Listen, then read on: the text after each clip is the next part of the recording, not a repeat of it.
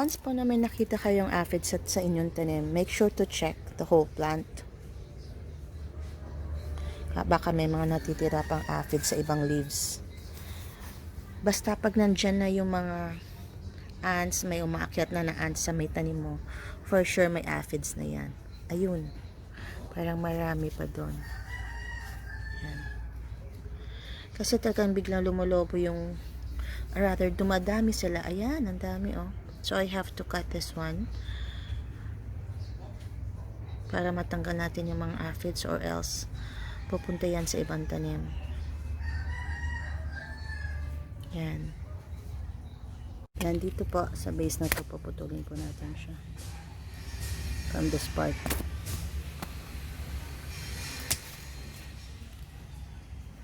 Ayan po, maganuhan na po yung mga langgam.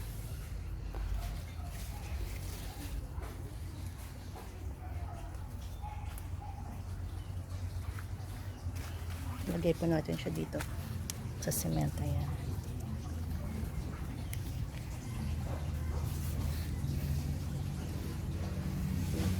As you can see po, talagang sobrang dami on this eggplant.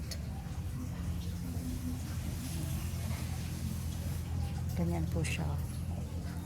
So pag ginayaan ko po to, lalong mas dadami. So since na-cut ko na po tong plant na to, I will spray it with a mixture of mixture of water and a small amount of dishwashing liquid.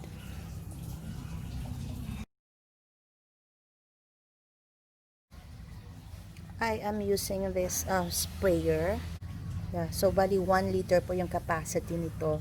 Yung nilalagay ko po dito is yung zip na dishwashing liquid, yung lemon. Nabibili ko po yung zip dishwashing liquid sa SNR. Sa ganito, sa 1 liter, yung nilalagay ko lang po is 1 teaspoon lang po ng zip dishwashing liquid.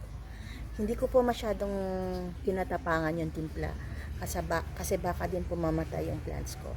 So, okay. So far, effective naman po siya. So, let's start spraying po. As you can see po, ayan no?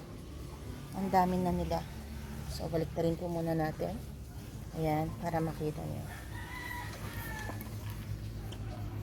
So, pump lang natin to. Ayan, then, let's spray.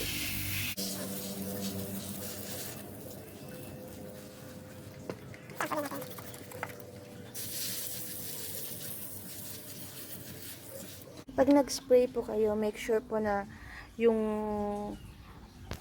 nagsispray po kayo from sa ilalim ng leaves, kasi dun po talaga nagsistay yung mga aphids natin. Ayan. Ayan. So let's spray this.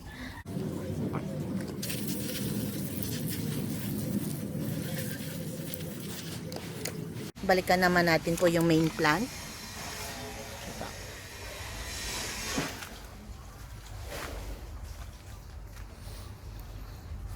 Ayan po siya. Ito po yung main plant. So, sprayan na din po natin siya. Yung mga ilalim ng leaves. Spray the whole plant. Pati doon sa pinakababa, the whole stem. Ayan.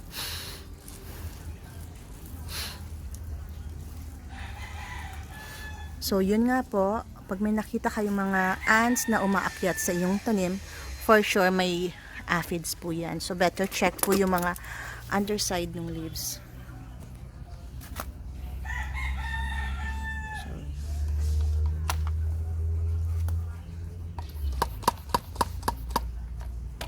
Spray pa natin yung sprayer natin. Ayan. Make sure to spray yung sa baba ng leaves.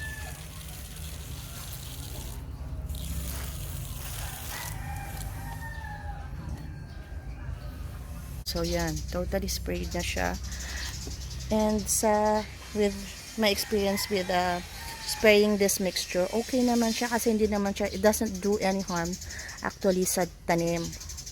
Right after nga, mas dumadami pa yung bunga niya. Tingnan niyo po ito. Yan. Ito pa yung mga eggplants ko.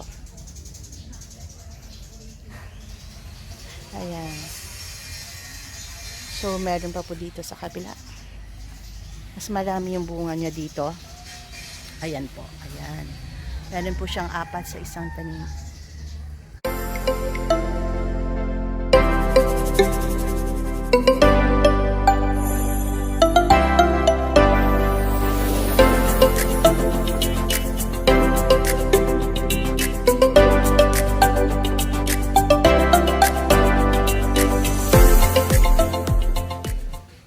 Pag may peste po ang garden, may mga helpers din po tayo.